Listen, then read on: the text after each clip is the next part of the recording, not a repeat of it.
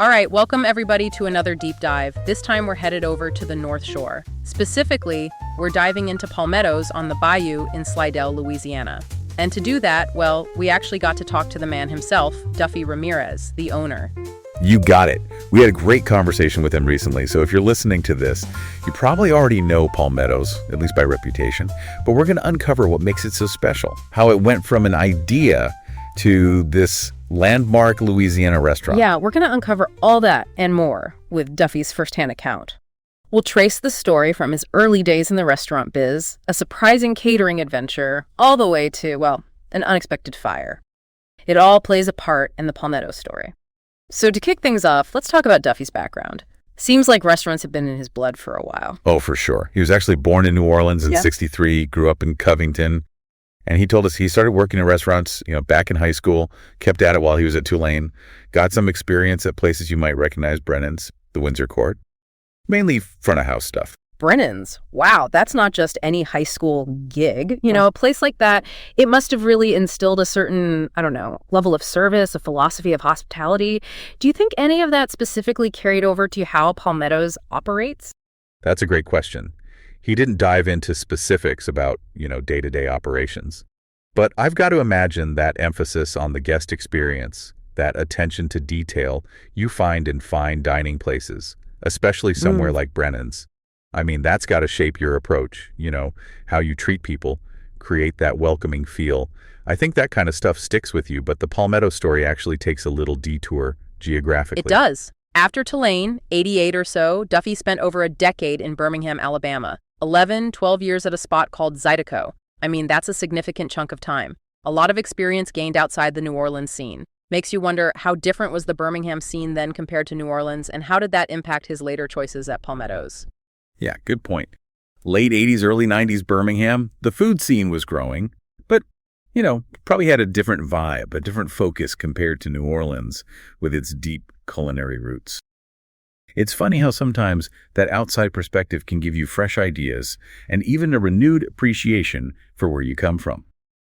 And then, he told us, the entrepreneurial bug bit. He teamed up with Kirk Dunbar, who, as we know, later became his partner at Palmettos, and they started a mobile catering business. They actually built their own trailer and traveled to festivals all over the Southeast. He said it wasn't exactly a gold mine, but that's not the point, is it? It shows that drive, that love for food and hospitality, even on wheels. Totally. And that catering venture with Kirk, that's actually a crucial part of how they found the Palmettos property. See, they weren't even looking to open a restaurant initially. They needed a commissary kitchen for the catering, and that's what led them to Slidell. What a twist. And they stumbled upon this property. Right in town, near where Heritage Park is now. Wasn't built then, though. It's kind of overgrown, had this old abandoned homestead. But the real kicker, waterfront property, right on the bayou. That blend of being in town but having that natural beauty, that's so key to Palmetto's appeal right from the start. Oh yeah, being accessible but also feeling like you're escaping a bit. Yeah. That's gold. But here's where the story gets even wilder. They had the name all picked out. 3 Oaks, based on these majestic trees on the land. They even had a logo. Straightforward, connected to the landscape. But then something totally unexpected happens. Duffy told us when they first got the property, there was this homeless guy living there. They tried to get him to leave, but it wasn't easy. And then one night, a fire broke out. Middle of the night, they suspect he might have been involved. Sadly, those 3 namesake oaks were destroyed. Talk about a setback. You gotta admire their determination. Definitely. I mean, most folks might have walked away at that point. But this is where that plan B, Palmettos, came in. With all the palm trees on the property, it was practical. And turned out to be perfect. 3 Oaks goes up in flames, and from the ashes rises Palmettos. Okay, so we've got the location, the name born out of adversity. Now the real work starts, creating the Palmettos experience. Duffy mentioned their experience running a high-end place was, limited at the time. That's interesting because Palmettos does have that refined feel. It does. But they were smart about it. The original building was small, so they went for a slightly more upscale model, aiming for a higher ticket average to make it work financially. And bringing in Bob Sahlberger, their architect partner, that was a great move. He designed the building, gave it that cute, welcoming look with the porches. But that initial design wasn't the end of the story, was it? He learned something pretty important back in Birmingham, something you wouldn't necessarily expect. The power of group events. He talked about those casual keg parties they'd have on the deck before the bands played. They turned out to be surprisingly profitable. Exactly. And he remembered that. Even though money was tight early on, Duffy convinced his partners to build an extra room, just to have space for those small parties. Yeah. That turned out to be huge for their growth. It just goes to show you got to be flexible, be ready to adapt, Absolutely. And those small events naturally led to, well, a big part of their business today, weddings. It's amazing how something as simple as a keg party in Birmingham shaped Palmettos. And then you have Brittany, their wedding coordinator, who loved the place so much she got married there herself. That says a lot. Okay, let's talk food. Duffy's philosophy for the menu: keep it simple, fresh, high-quality ingredients. It really goes back to his roots, the influence of that classic New Orleans cooking tradition, especially through Kirk. Duffy mentioned Kirk was inspired by chefs like Paul Prudhomme. It's all about letting those good ingredients speak for themselves. And they developed some signature dishes pretty quickly, dishes that people just love. The trout almondine became a staple, and then there's the catfish bamfuka with that creamy seafood sauce. It was so popular they brought it back to the menu after taking it off briefly. And of course, they always have a duck dish, changes with the seasons, always fresh. That's a good mix, right? Yeah. Classic dishes, seasonal changes. It keeps things exciting for regulars.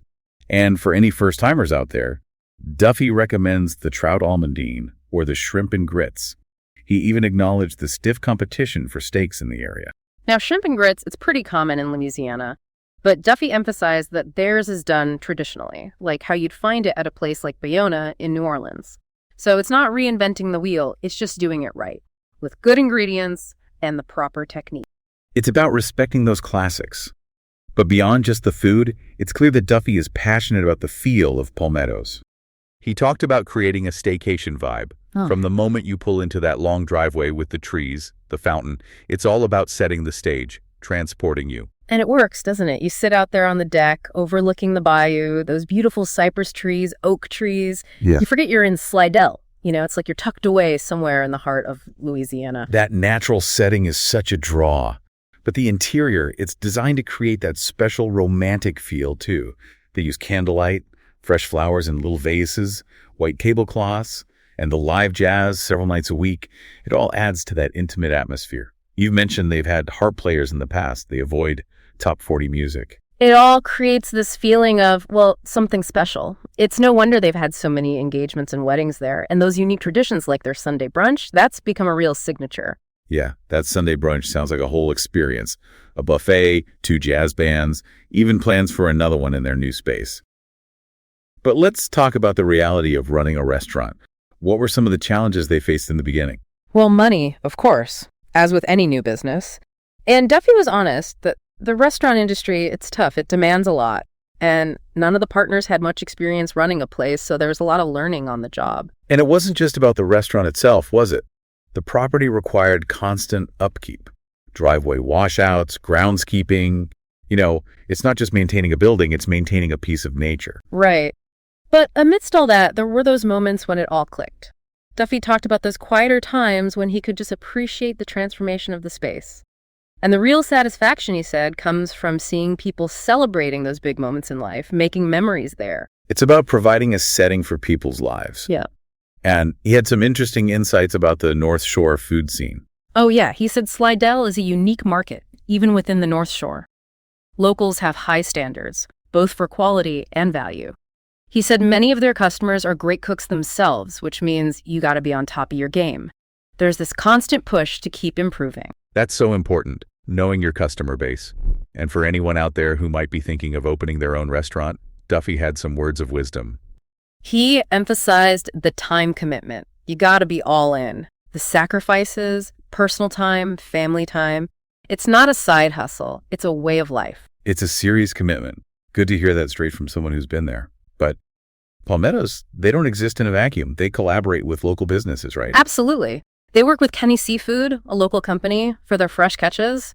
And their previous chef, Ross Dover, made a point of sourcing from farms in the Folsom area. So they're really connected to the community. That local connection is so valuable. Duffy also mentioned how the industry itself has changed over the years. Yeah, he talked about the stricter grading systems now. The impact of online reviews. It's instant feedback, It keeps everyone on their toes. It certainly does. And it's inspiring to hear about Palmettos' community involvement. They try to contribute whenever they can. And Duffy has a personal goal, something close to his heart. Yeah, he's a cancer survivor, and he purchased some adjacent property with the vision of creating a space for mini festivals, events, specifically with fundraising in mind, wants to give back, support those cancer-related causes. That's amazing. And speaking of that extra property, that's been part of a big 3-year project. They're building a larger event space. What's the immediate next step there? The next step is the side yard. It's going to be this cool, outdoor, covered space, beer garden, barbecue, you name it. They're going to do crawfish boils, the works. They even got a big smoker ready to go. They were aiming to open it this April pretty soon. Sounds like the side yard will really amplify that Louisiana feel. They're even talking about live Cajun music. And being so close to the Honey Island Swamp Tour, that's a great way to attract tourists who want the real deal. You know, the food, the music, the setting. And they already have a great lineup of daily and weekly specials, fresh fish every day. Thursday is steak night. They got frozen drink specials. And of course, those popular brunches. Saturday brunch used to have a Cajun band, and Duffy said they're looking for a new one. That'd be a nice compliment to their Sunday champagne jazz brunch. It's all about keeping things fresh, appealing to different tastes. They also do seasonal dishes, right? They have oysters year-round now. The vegetable selection changes, the duck dish changes, always emphasizing what's fresh. And the specials board is like their testing ground. New dishes go there to see how people like them before they make it to the main menu. And they have a few off-menu items, too, like the catfish bonfuka that came back by popular demand. And there's a seared duck breast dish people still ask for. And for folks looking for a more casual vibe, maybe an after-work spot, they have happy hour on Thursdays and Fridays. And it sounds like the side yard will really expand their bar scene. Exactly. The current bar, it's nice, but it's integrated into the dining room, so it's a bit more subdued. The side yard will be its own thing, more lively. It's funny, Duffy even mentioned a customer once requested a stuffed artichoke dish, maybe fried, and they actually did it for a while, shows they listen to their customers. That personal touch goes a long way. Now, Duffy obviously pours his heart into the restaurant. But outside of work, he does manage to have a life. He likes jogging, traveling, big Saints fan, and enjoys the outdoors, hiking, going to the beach with his girlfriend. Gotta have those outlets. And we can't forget about weddings at Palmettos. Weddings are huge for them, and Brittany, their coordinator, she does an amazing job. That's why they're expanding with the new property. They want to accommodate even more weddings and events, maybe even have multiple events at the same time. Keep it separate from the regular restaurant, especially during those busy spring and fall seasons. That's smart planning. They really understand their market. And it's good to know they have security, especially for weddings. You know, just in case. Always good to be prepared. They don't have a formal loyalty program right now, but they definitely take care of their regulars. Duffy mentioned they might bring back a loyalty program down the line. That makes sense. Seems like that personal connection is already strong. So as we wrap up this deep dive into Palmettos on the Bayou, what are the key takeaways for our listeners? Well, you've heard the story of this Slidell landmark. From that fire that changed everything to its reputation for beautiful setting, romantic atmosphere, and of course, amazing Louisiana food. It's become a popular spot for special events, especially weddings. And the side yard, that's going to be a whole new chapter. You've gotten a glimpse into the resilience, the passion, the adaptability that's made Palmettos what it is.